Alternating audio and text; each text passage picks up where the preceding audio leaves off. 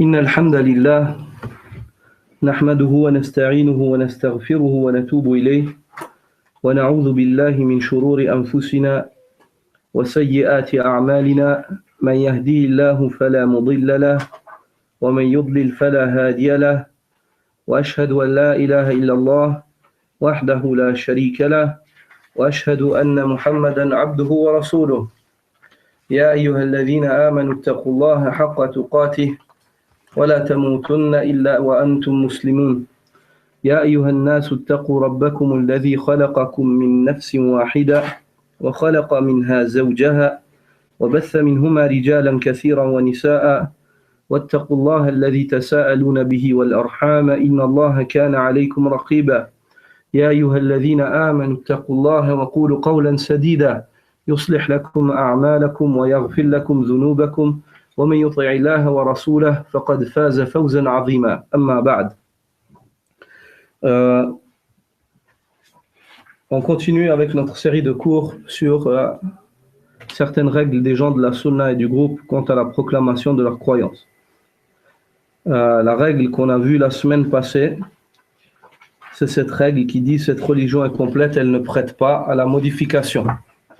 La règle qu'on va voir cette semaine, c'est que le hadith dit ahad, le hadith qui est nommé ahad, est un argument fiable de manière générale en religion et par conséquent aussi dans le domaine de la croyance. On peut s'argumenter de ce hadith-là dans le domaine de la croyance. Sache qu'Allah Azza wa Jal te fasse miséricorde que certaines personnes prétendent que le hadith qui est dit ahad ne constitue pas un argument en soi dans le domaine de la croyance. Selon eux, on ne peut se permettre de laisser reposer les informations concernant la croyance sur la parole d'une personne unique. Cela, car la croyance révèle du cadre de la certitude, du yaqin. Quant au hadith dit ahad, il ne révèle pas du degré des informations par lesquelles on atteint le yaqin, la certitude. Ça, c'est ce qu'il prétend. C'est une ambiguïté qui est émise et qui est forte. C'est une ambiguïté qui est forte. Oui, Akhi? Est-ce qu'on peut poser des questions ou attendre la fin? Alors, moi, je préférerais que vous posiez les questions à la fin, Inch'Allah. Pourquoi? Comme ça n'interrompt pas le cours. Puis des fois, il se peut que la réponse vienne durant le cours, en fait. Donc, ces personnes-là émettent cette ambiguïté-là.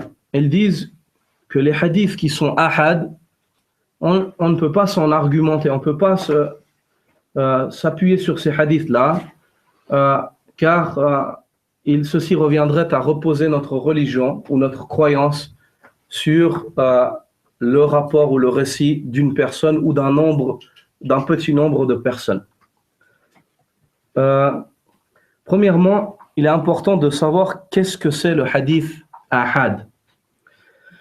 Le hadith, il est classé de diverses catégories. Par rapport à son authenticité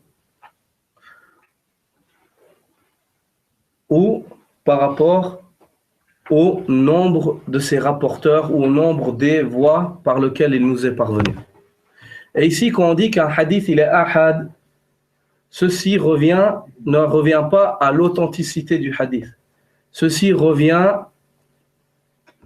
à exprimer le nombre de rapporteurs du hadith ou le nombre de voies par lesquelles le hadith nous est parvenu. Et le hadith ahad lui-même se classe en trois catégories. Le hadith qui est dit ahad se classe en trois catégories. La première des catégories du hadith ahad, c'est al-mashhour, celui qui est connu. Al-mashhour, c'est celui qui est connu. Le hadith mashhour, ahad qui est mashhour, c'est un hadith qui est rapporté ou dans une tabaqa, dans un maillon de la chaîne du hadith. Parce que la chaîne du hadith, elle est faite de maillons. Une chaîne, elle est faite de maillons. On a par exemple Al-Bukhari qui rapporte de un tel, qui rapporte de un tel, qui rapporte de un tel, qui rapporte d'Abdullah ibn Omar, et c'est le dernier maillon qui rapporte de Rasulullah sallallahu alayhi wa sallam. Vous avez compris? Donc il y a ces maillons du hadith, il y a le maillon des compagnons, le maillon des tabi'in et le maillon de ceux qui rapportent des tabi'in, et après plus le temps s'écoule entre celui qui extrait le hadith et le prophète sallallahu alayhi wa sallam, plus il y aura de maillons, ou moins l'homme a voyagé. C'est pour ça que le Bukhari voyageait. Des fois, le même hadith, il pouvait le prendre à côté de chez lui, mais non. Lui, il voulait que la chaîne soit courte entre lui et le prophète sallallahu alayhi wa sallam. Alors, il voyageait peut-être à des mois, juste pour avoir une ou deux personnes de moins dans la chaîne entre lui et Rasulullah sallallahu alayhi wa sallam. Alors que le même hadith authentique, avec une chaîne de transmission authentique, il aurait pu l'avoir en étant là où il était. Est-ce que vous avez compris ça? Donc ici, ce qu'on veut par le hadith ahad, c'est que dans un des maillons de cette chaîne de transmission, il y a un nombre qui n'atteint pas le degré du tawatur, qui n'atteint pas le degré du hadith at-tawatur, ils n'atteignent pas 10 personnes ou plus, en fait, dans un des maillons. Ils sont en dessous de cela. Et dès que dans un des maillons, les personnes sont en dessous de 10 personnes, c'est là que le hadith est dit ahad. Et je pense qu'avant de vous donner les catégories du hadith al-ahad, on lit la définition du tawatur, comme ça vous allez, peut-être vous comprendrez cela mieux. Le hadith se divise quant au nombre de ses rapporteurs en mutawatir et ahad. Si on veut diviser le hadith pas par rapport à l'authenticité, par rapport au nombre des rapporteurs, il se divise en deux catégories globales, mutawatir et ahad. Le hadith qui est mutawatir, c'est un hadith qui est relaté par un très grand nombre de narrateurs, tel qu'on ne peut supposer qu'ils se soient tous convenus sur un mensonge, ou bien qu'ils soient tous tombés dans le mensonge, parce que convenus, ils peuvent qu'ils se conviennent ou bien qu'ils ne se conviennent pas. On ne peut pas supposer, tellement leur nombre il est grand, ils disent tous la même chose, que ce n'est pas possible qu'ils rapportent tous et ils tombent dans le mensonge et ils s'unifient comme ça sur une même parole dans le mensonge. Donc, c'est un hadith qui est relaté par un très grand nombre de narrateurs. Ça c'est la première chose. Il est relaté par un très grand nombre de narrateurs, tel que on ne peut supposer qu'ils se soient tous convenus sur un mensonge ou que cette supposition puisse provenir de gens comme eux. Il faut aussi que leur narration soit basée sur un des sens, al-hiss, comme Louis, il a vu, j'ai entendu, et ainsi de suite. Il ne peut pas dire le rapporteur j'ai lu, parce qu'il ne rentre pas dans la chaîne de narration en fait, du hadith par j'ai lu. Est-ce que vous avez compris? Il faut qu'il ait vu, qu'il ait entendu. Al-hiss, c'est les sens en fait qu'il ait ça, cette narration-là, elle lui provient d'un de ses sens directs. C'est une narration directe. Donc voilà. Donc le hadith ahad, c'est un hadith qui a perdu l'une de ses conditions. C'est-à-dire que le nombre de ces narrateurs, il n'est pas assez conséquent pour que nous puissions être convaincus que ces gens-là, ils n'ont pas pu se convenir ou bien se convenir ou s'accorder ensemble sur cette parole-là.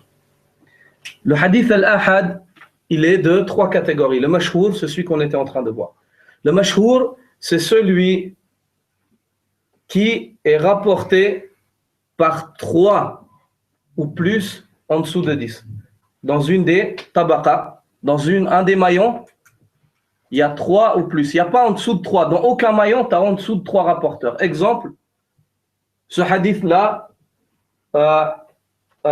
soi-disant par exemple, qui est rapporté de Abdullah ibn Omar, tu trouveras 3 tabi'in qui l'ont rapporté. Pas 4, pas 10, 3, entre 3, 8, 9 tabi'in. À partir de 10, il devient un hadith mutawatir.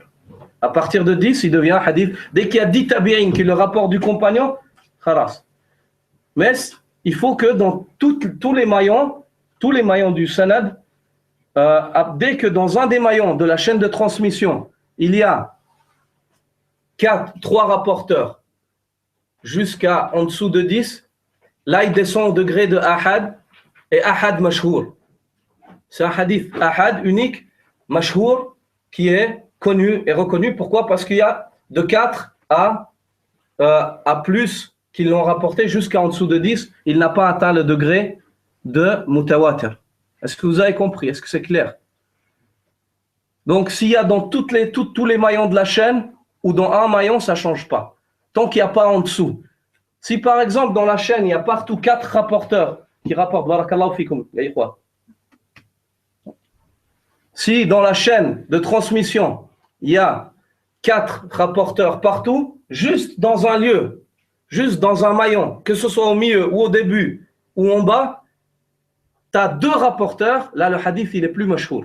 Il descend d'un degré en dessous, il est ce qu'on appelle aziz. Il est aziz. Parce qu'il y a 2 narrateurs qui le rapportent. Est-ce que c'est clair? Et si maintenant dans la chaîne de transmission, tu as 4, 8 narrateurs, dans celle-là, tu as la chaîne le maillot en dessous, tu en as 2, là il est aziz. Si encore en dessous, à un moment, tu en as juste un, tu n'as pas plus d'un rapporteur qui le rapporte, là il devient gharib, étrange. Ça, c'est les 3 catégories du hadith ahad. Ça, c'est les 3 catégories du hadith ahad. Et le hadith ahad, gharib, que vous connaissez tous, c'est le hadith de Omar ibn al-Khattab radiyallahu anhu. Innamal a'malu binniyat. Ce hadith-là qui est constamment rapporté et mentionné et évoqué par tout le monde, même ces personnes-là qui prétendent cela, qui prétendent que le hadith gharib, on ne peut pas s'en appuyer dans la croyance, ils s'en appuient car ils disent que la niya est obligatoire et ils s'argumentent sur ce hadith-là. Ce hadith-là, qui est rapporté par Amir al-Mu'minin, Omar ibn al-Khattab, aucun des autres compagnons ne le rapporte du prophète sallallahu alayhi wa sallam, si ce n'est Omar ibn al-Khattab. Ça veut dire quoi? Il est ahad, gharib.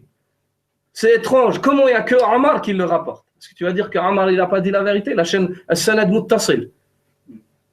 Les compagnons, les tabi'in qui le rapportent de Omar, ils sont plusieurs.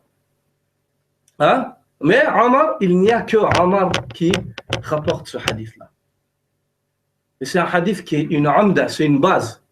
C'est pour ça que Shafi'i, il dit, quand il parle de ce hadith, il dit ce hadith-là, il rentre dans 70 chapitres du fiqh. Le mot 70 ici, ça ne veut pas dire 70, ça veut dire beaucoup. Parce que les Arabes, ils employaient le 70 pour dire beaucoup. يدخل في 70 بابا من أبواب الفقه. Il dit, il rentre dans 70 chapitres parmi les chapitres du fiqh.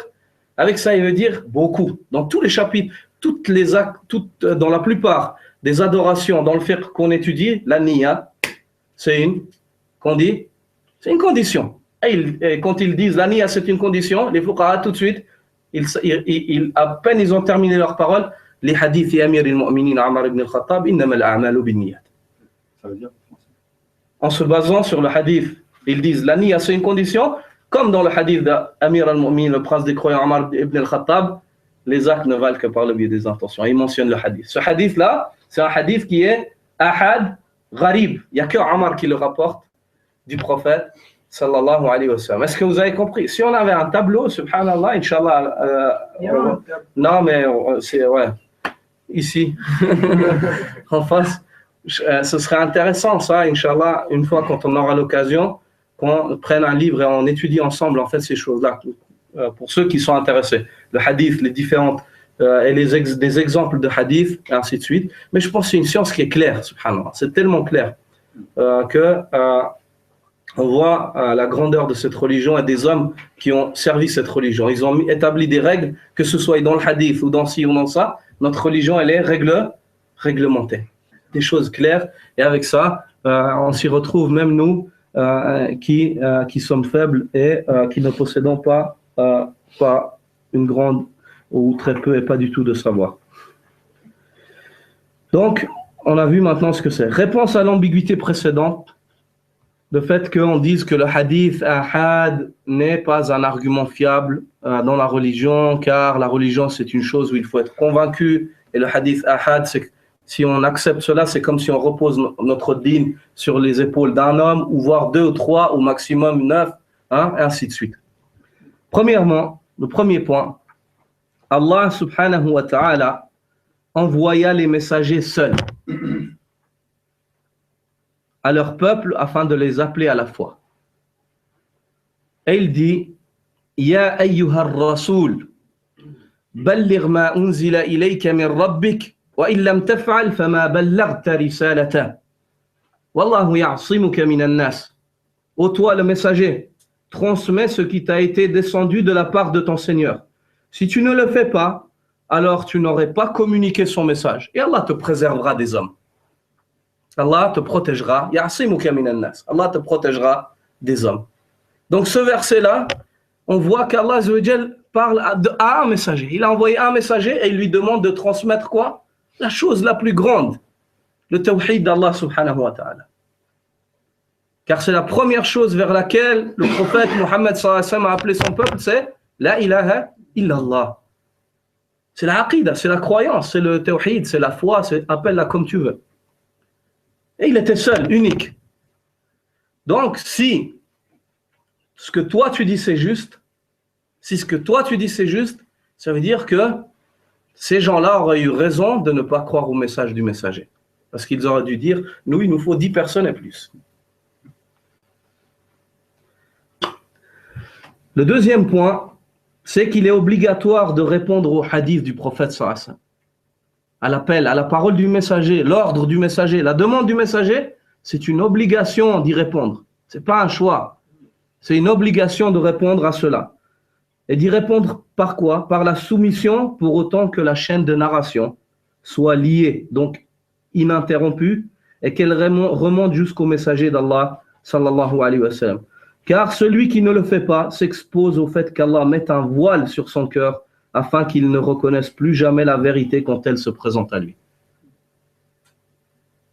Donc, on voit par cela que si le hadith te vient et que la chaîne de transmission elle est liée de maillons, et que dans chaque maillon, même si dans chaque maillon il y a juste un homme, mais que ces hommes-là sont des gens fiables, dignes de confiance, ils sont juste un, et que ça remonte jusqu'au prophète sallallahu alayhi wa sallam, il te parvient, cette parole-là te parvient, attention, prends garde, ne refuse pas, ne lui tourne pas le dos, car tu t'exposes à une chose très grave, qui est le contraire de ce dont tu as le plus besoin, qui est la guidée. Tu t'exposes à un égarement évident, le fait qu'Allah subhanahu wa ta'ala mette un voile épais sur ton cœur, et que tu ne vois plus jamais la vérité après lui avoir tourné le dos. Je veux dire que même si, après ça, même si les anges, les malaïkas, ils descendent devant toi un par un, Allah subhanahu wa ta'ala ne te permettra plus de reconnaître cette vérité. Et l'argument en cela, c'est Ya ayyuhalladhina amanu stajibu lillahi wa lirrasul idha da'akum lima yuhyikum wa'lamu anna Allah yahulu bayna al-mar'i wa qalbihi wa annahu ilayhi tuhsharun. Dans le sens du verset, ô vous qui avez cru, répondez à Allah et au messager lorsqu'il vous appelle à ce qui vous donne la vraie vie. À ce qui vous donne la vraie vie. La vraie vie, c'est laquelle? La vie de l'âme. La vie de l'âme. La vie de l'âme, celle qui te fait gagner l'éternité, et c'est celle qui te donne, qui t'accorde le vrai bonheur ici-bas. La vraie vie. Et sachez qu'Allah s'interpose entre l'homme et son cœur. Allah s'interpose entre l'homme et son cœur, et que c'est vers lui que vous serez rassemblés. Ici, au début du verset, on voit une recommandation qui est le fait de répondre à Allah et à son messager. Et ensuite, on voit une promesse, c'est le fait de gagner la vraie vie. Et on voit un avertissement qui est le fait qu'Allah s'interpose entre l'homme et son cœur. Le fait qu'Allah s'interpose entre l'homme et son cœur. Ce n'est pas toi qui domine ton cœur. Ton cœur est dominé par le Seigneur des univers. Donc demande à Allah Azza wa Jal qu'il oriente ton cœur vers ce qui lui sera bénéfique. Le troisième des points, aussi lorsque les croyants furent appelés à venir auprès du prophète sallallahu alayhi wa sallam afin de rechercher l'érudition en religion. Allah Azza wa Jal les informa qu'il leur était suffisant d'envoyer un homme de chaque tribu jusqu'à ce qu'ils apprennent auprès du messager sallallahu alayhi wa sallam le livre et la sagesse afin de revenir enseigner la foi à leur peuple. Donc ce premier point, il est clair. C'est que on va voir ici un verset où Allah subhanahu wa ta'ala demande aux croyants de venir au messager. Mais il dit, vous n'êtes pas obligés de tous venir. Que l'un d'entre vous vienne et qu'il apprenne auprès du messager, qu'il retourne avertir son peuple. Selon la parole d'Allah Azza wa Jal, وَمَا كَانَ الْمُؤْمِنُونَ لِيَنْفِرُوا كَافَّةً فَلَوْلَا نَفَرَ مِنْ كُلِّ فِرْقَةٍ مِّنْهُمْ طَائِفَةٌ لِيَتَفَقَّهُوا فِي الدِّينِ وَلِيُنْذِرُوا قَوْمَهُمْ إِذَا رَجَعُوا إِلَيْهِمْ لَعَلَّهُمْ يَحْذَرُونَ. Dans le sens du verset, les croyants n'ont pas à quitter tous leur foyer. Pourquoi de chaque clan, quelques hommes ne viendraient-ils pas dans la religion pour pouvoir à leur retour avertir leur peuple afin qu'ils soient mis en garde, qu'ils soient sur leur garde. Donc on voit par ce verset que ce n'est pas obligatoire, ce n'est pas une condition d'être 20 pour expliquer la croyance à des personnes. La condition, c'est que celui qui te l'explique soit une personne digne de confiance et une personne qui est connue pour sa piété, sa droiture. Donc ce n'est pas une condition, on voit dans ce verset-là clairement que les croyants n'ont pas tous à venir vers toi. C'est-à-dire, sinon, il aurait fallu dire que tous les villages se déplacent, toutes les tribus des Arabes, et nous aussi. On devrait alors tous prendre nos bagages et partir apprendre la religion, alors que ce serait une demande qui n'est pas possible. Si Allah Azza wa Jal nous aurait demandé ça, il nous aurait chargé avec une chose dont nous ne pourrions pas nous acquitter. Mais Allah subhanahu wa ta'ala est miséricordieux et il a fait don de ses largesses et de facilité à ses serviteurs en les orientant vers des possibilités comme celle-ci, qui est la possibilité de prendre la religion d'un homme, même s'il est seul. On tire aussi de ce verset, il y a un autre point qui est bien mentionné, de ce verset, qu'il est obligatoire à chaque peuple de posséder parmi eux des personnes formées qui leur enseignent la religion. Ils ont l'obligation de mettre cela en place, car c'est une charge collective qui pèse sur eux. S'ils ne le font pas, alors ils sont tous pécheurs jusqu'à ce que l'un d'entre eux le fasse ce pas vers l'apprentissage, puis revienne ensuite leur enseigner. Ça, on tire de ce verset-là qu'on a l'obligation d'avoir des étudiants parmi nous. On a l'obligation d'avoir des personnes qui nous enseignent. Si on n'a personne parmi nous qui nous enseigne et qu'on n'envoie personne pour apprendre la religion, pour pouvoir nous enseigner, on est tous dans le péché. Yawm al-Qiyamah, on répondra tous de cela devant Allah Azza wa Jal. C'est une obligation collective pour la communauté d'avoir des personnes formées pour pouvoir leur enseigner leur religion. On vient de mentionner avant le cas de ces prêcheurs évangélistes. Ils sont soutenus par leur communauté.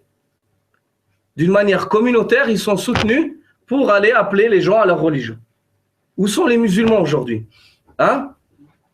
S'il s'agit de soutenir un frère pour qu'il aille apprendre peut-être sa religion et qu'il revienne l'enseigner, ou de le soutenir pour qu'il l'enseigne, on dit, ouais, mais pourquoi ce ne serait pas moi? Pourquoi lui? Parce qu'Allah a voulu que ce soit lui. Qu'est-ce que tu veux? Parce qu'Allah sait que c'est lui, et que c'est lui qui pourra le faire, et que c'est lui qui le fera, et il sait peut-être que toi, tu as une grande envie, mais tu n'en es pas capable, en fait. Et que peut-être que toi, tu es capable d'autre chose que lui n'est pas capable. Et Allah subhanahu wa ta'ala le sait mieux. Donc, on ne doit pas penser d'une manière individuelle dans ces affaires-là. On doit penser d'une manière collective. Si ce n'est pas moi ou si ce n'est pas lui, que l'un d'entre nous le fasse, allez, on va le pousser. Fais-le. Le quatrième point, ou le quatrième argument par lequel on peut répondre à cette ambiguïté, c'est le fait qu'Allah subhanahu wa ta'ala nous a avertis contre le fait d'accepter l'information venant d'un pervers et de s'assurer de l'authenticité de celle-ci. On comprend en parallèle à cela que l'information de l'homme pieux et véridique n'a pas à être refusée. Dans le verset, Allah subhanahu wa ta'ala dans Surat al-Hujurat dit « Ya ayyuhalladhina amanu, in ja'akum fasiqun binaba'in fatabayyanu » Ô vous qui avez cru, si un pervers vient à vous avec une nouvelle, voyez bien clair, ou éclaircissez-vous, vérifiez, avant de commencer à la prendre et de la répondre, de dire « Ouais, j'ai entendu qu'il y a ça, genre. » Faites attention, ne répondez pas cette nouvelle avec hâtement.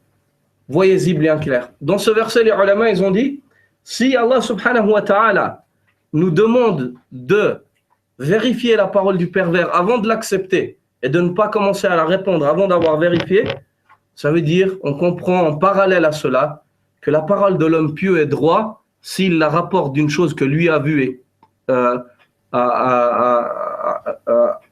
a vu et été témoin aussi, elle n'a pas à être refusée. Si un homme pieux et droit vient et dit « Wallahi, j'étais dans ce lieu-là, j'ai vu ça avec mes yeux », qu'est-ce qu'on va dire? On va dire « Non, c'est pas vrai ». C'est un homme pieux, un homme droit. Il craint Allah subhanahu wa ta'ala.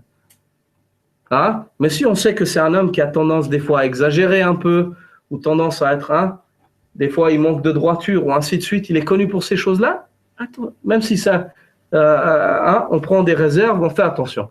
Mais si c'est un homme qui est connu pour sa droiture, il vient et nous dit ça, khalas, on n'a pas à refuser cela. 5e point, ensuite, voici quelques hadiths qui prouvent explicitement que le prophète sallallahu alayhi wa sallam envoyait des hommes seuls, pour enseigner toute la religion, croyances et œuvres à des nations toutes entières. Et d'autres récits qui prouvent que les compagnons acceptaient l'information provenant d'un narrateur digne de confiance, fût-il seul. On va voir certains hadiths qui prouvent le contraire de l'ambiguïté que ces gens-là émettent, qu'il est seul, on ne peut pas prendre la croyance et tout de lui, ainsi de suite. Premièrement, selon Anas, radiyallahu ta'ala anhu, où il dit, des gens du Yémen sont venus au prophète sallallahu alayhi wa sallam en lui disant, envoie-nous un homme qui nous enseigne la sunna et l'islam. Envoyez-nous, regardez ces gens-là, subhanallah. Ces gens-là qui demandaient le savoir. Aujourd'hui, les gens, tu les appelles, tu leur écris, tu leur demandes, et ils ne sont pas fichus de venir apprendre leur religion. Ces gens-là sont venus depuis le Yémen à pied 2 mois ou 1 mois et demi de marche, et 1 mois et demi pour y retourner, juste pour dire, Ya Rasulallah, envoie-nous un homme qui nous apprenne la sunna et l'islam. Et le prophète sallallahu alayhi wa sallam a pris la main d'Abu Ubaïda. Abu Ubaïda radiyallahu anhu fait partie de qui? Les 10, barakallahu fik, des 10 ashar al-mubashirina bil jannah. Abu Ubaïda radiyallahu ta'ala anhu. Le prophète sallam devant eux, il a pris la main d'Abu Ubaïda. Il a pris la main d'Abu Ubaïda en leur disant Hada aminu hadhihi al-umma. Il a dit ça, c'est l'homme qui est digne de confiance de cette communauté. Dans le sens, je ne vois pas qu'est-ce que vous pourriez avoir de mieux que lui. Tu vois. Radiyallahu ta'ala anhu. Le hadith a été rapporté par l'imam Muslim. L'imam al-Shafi'i, rahimahullah, disait qu'Allah lui fasse miséricorde, dit à ce sujet dans son célèbre livre Ar-Risala. Ar-Risala, c'est un livre que l'imam al-Shafi'i a écrit. C'est le premier livre qui a été écrit dans la science du usul al-fiqh. Dans la science des règles de la religion, comment tirer les arguments des versets et des hadiths. Dans cette science-là, le premier homme à avoir écrit dans cette science-là, c'est celui qui a inventé cette science, le Shafi'i, hein? Non.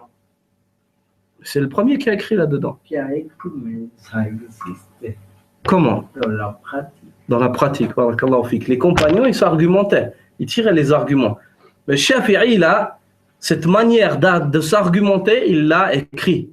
Il a écrit des règles, il a établi des règles bien précises, basées, ces règles-là ont des preuves d'une manière précise ou d'une manière large dans les textes du Coran et de la Sunna du Prophète sallallahu alayhi wa sallam. Mais l'imam Shafi'i, il a écrit ce livre Ar-Risala sur la demande de Abdurrahman ibn al-Mahdi, qui était ce célèbre savant du hadith, qui a dit au Shafi'i, écris-nous de cette science sur laquelle tu t'appuies pour tirer les arguments. Hein? Cette science qui a fait que l'imam Shafi'i s'est distingué par cette science-là. Dans son argumentation, alors, il s'est distingué par cela et il a écrit son célèbre livre Ar-Risala. Et c'est par cette science-là aussi que l'imam Ahmed admirait beaucoup l'imam al-Shafi'i. Et l'imam Ahmed a beaucoup appris de l'imam al-Shafi'i sur cette science-là, sur usul al-fiqh, sur la manière de tirer les arguments, d'employer les hadiths, de s'argumenter, et le poids des mots, et ainsi de suite, comment on comprend cela, l'interprétation des règles de grammaire dans les textes, ainsi de suite. Et dans son livre Al-Risala, l'imam al-Shafi'i dit à ce sujet: ainsi, il sallallahu alayhi wa sallam, après avoir mentionné le hadith précédent, ainsi il sallallahu alayhi wa sallam ne l'envoya pas avec ses instructions seules, si ce n'est que l'argument se vit levé par l'envoi de cet homme qui leur transmettrait ce qu'il a appris seul de la part du prophète sallallahu alayhi wa sallam. Bien qu'il sallallahu alayhi wa sallam ait eu la possibilité d'aller leur parler directement ou de leur envoyer un plus grand nombre de personnes, mais non, il sallallahu alayhi wa sallam se contenta de leur envoyer un homme seul qu'il reconnaissait par sa véracité. C'est-à-dire ces gens-là qui disent que l'argument ahad n'est pas fiable dans la religion, tu leur réponds avec ce hadith. Tu dis, tu as lu le sahih de l'imam Muslim? Oui. Tu dis, le hadith, que dis-tu du hadith des gens du Yémen qui sont venus au prophète sallallahu alayhi wa sallam leur demander qu'il leur envoie un homme pour qu'il leur enseigne quoi? La sunna et l'islam. Et le prophète sallallahu alayhi wa sallam a dit, a pris la main d'Abu Ubaïda, il a dit, je ne vois pas un meilleur homme que celui-ci. C'est le digne de confiance de notre communauté. Et l'imam Shafi'i, tu dis, en plus de ça, que dis-tu? Parce que souvent ces gens-là aussi, ils sont shafi'ites des fois. Hein, ils s'attribuent au madhab Shafi'i. Tu dis, tu as lu Ar-Risala? Oui. Que dis-tu de la parole de Shafi'i qui s'argumente sur ce hadith et qui dit que si on ne pouvait pas prendre la croyance d'un seul homme, le prophète sallallahu alayhi wa sallam ne leur aurait pas envoyé cet homme-là qui est seul. Il aurait pu aller tout seul ou il aurait pu leur envoyer 20 hommes parmi les sahaba, mais il leur a envoyé un seul homme. Que dis-tu de cela? Khalas. Il en est ainsi aussi quant à l'envoi de Mu'adh ibn Jabal radiyallahu ta'ala anhu aux gens du Yémen afin de les appeler à Allah. Il y a en cela un argument clair et évident sur la méthode prophétique qui ne consistait pas à conditionner la quantité des informateurs afin de transmettre le message de foi, mais la qualité de ceux-ci. On voit que le manhaj al-nabawi, la méthodologie prophétique en cela, ce n'était pas d'avoir 20 personnes qui viennent de transmettre la religion. Hein? La méthode du prophète sallallahu alayhi wa sallam, c'était de regarder la qualité, la science et la véracité, la sincérité de celui qui vient te transmettre cela. Khalas, prends. Prenez le digne de cet homme-là. Tout un pays, un seul homme, oui. Abu Ubaïda, le digne de confiance de ce communauté. Mu'adh ibn Jabal, a'lamun nasi bil halal wal haram. Celui qui connaît le mieux le halal et le haram dans ma communauté, c'est Mu'adh ibn Jabal. Et il leur a envoyé ces deux hommes-là. Une fois un, une fois l'autre. L'un, parce qu'ils ont demandé, l'autre, il l'a envoyé pour qu'il les appelle à l'islam alors qu'ils n'étaient même pas musulmans. Alors qu'ils n'étaient même pas musulmans. Et il faisait partie des gens du livre. Il faisait partie des gens du livre. Et c'est le hadith qui nous dit ça, où il dit à Mu'adh, innaka taqdimu ala ahlin min qawmin min ahli al-kitab. Ô Mu'adh, tu vas aller vers des gens parmi les gens du livre. Et il va les appeler à quoi? À la première chose, au fiqh, les gens du livre? À l'unicité d'Allah, la aqida. Il va leur expliquer la croyance. Aussi, selon Ibn Abbas, dans ce hadith de Mu'adh, où le prophète sallallahu alayhi wa sallam, on a vu la méthode du prophète sallallahu alayhi wa sallam consistait à envoyer des hommes de qualité, fussent-ils seuls, et qu'avec cela l'argument serait levé, et que cela est suffisant et acceptable dans le domaine de la croyance aussi. On voit ce hadith-là qu'on vient de mentionner, rapporté par Al-Bukhari selon Ibn Abbas, radiyallahu anhuma, où il dit, lorsque le messager d'Allah sallallahu alayhi wa sallam envoya Mu'adh ibn Jabal radiyallahu anhu au Yémen, il lui dit, ô Mu'adh, tu vas certes te présenter à un peuple parmi les gens du livre, que la première chose à laquelle tu les appelles soit qu'ils affirment l'unicité d'Allah, an yuwahidullah, qu'ils affirment l'unicité. C'est pas la croyance, ça? Hein? C'est la croyance, c'est la foi. C'est un homme seul qui va appeler tout un peuple. Parce que donc, avec ça, on voit la fausse prétention de ces gens-là qui veulent descendre la religion d'Allah Azza wa Jal en faisant descendre l'argumentation par certains hadiths authentiques qui nous ont été rapportés par les meilleurs des hommes. Parmi les meilleurs des hommes, des compagnons du prophète sallallahu alayhi wa sallam et ceux qui les ont suivis dans les maillons de la chaîne de transmission. Aussi, selon Abdullah ibn Umar ibn al-Khattab radiyallahu anhuma, où il dit, alors que les gens étaient dans la prière du matin à Quba, ils étaient dans la prière du matin à Quba. Ceux qui sont allés au Hajj à Médine savent où c'est Quba. Dans cette partie ou dans ce quartier éloigné de la mosquée du prophète sallallahu alayhi wa sallam.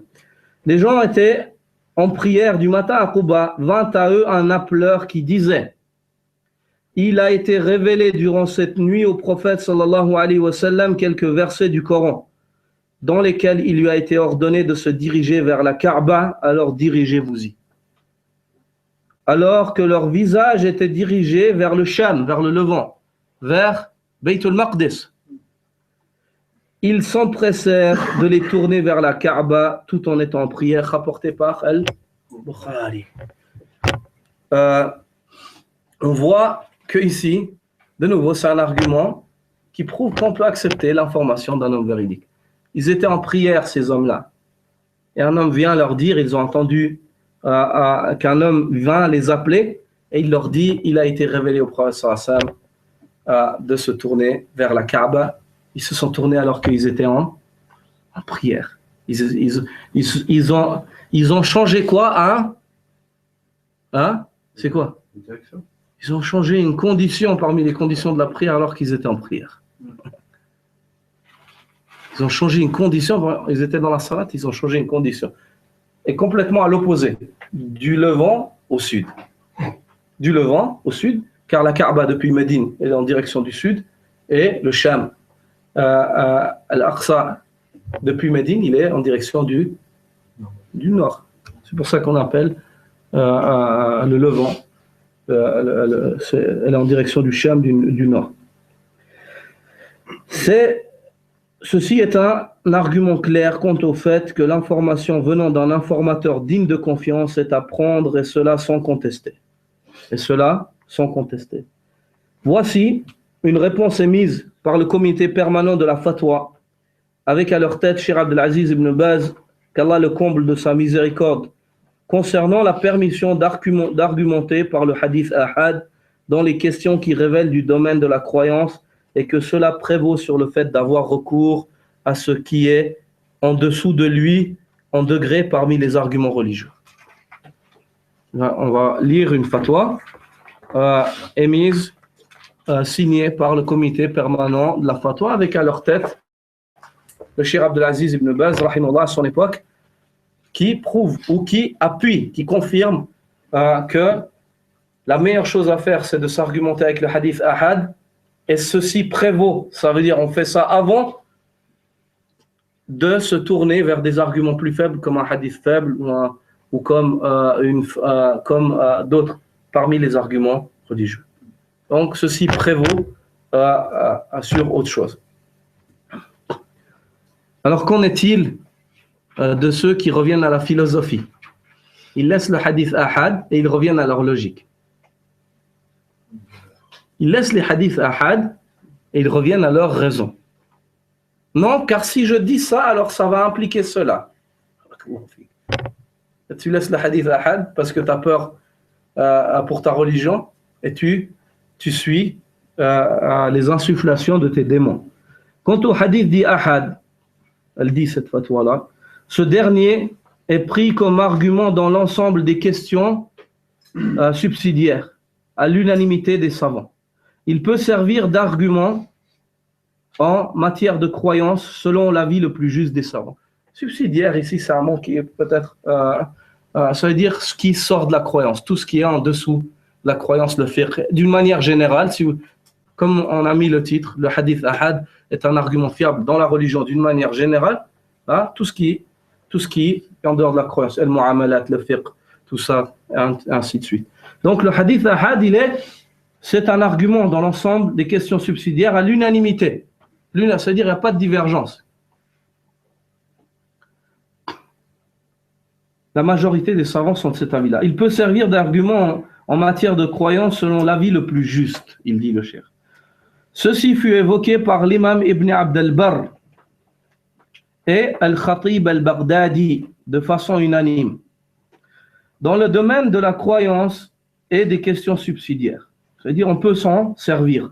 Celui qui pense qu'on ne peut pas se prévaloir d'un hadith dit ahad dans le domaine de la croyance, son action contredit son opinion.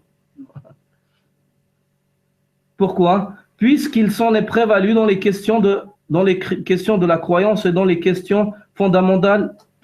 Il s'en est prévalu dans les questions de la croyance et dans les questions fondamentales de choses pires encore.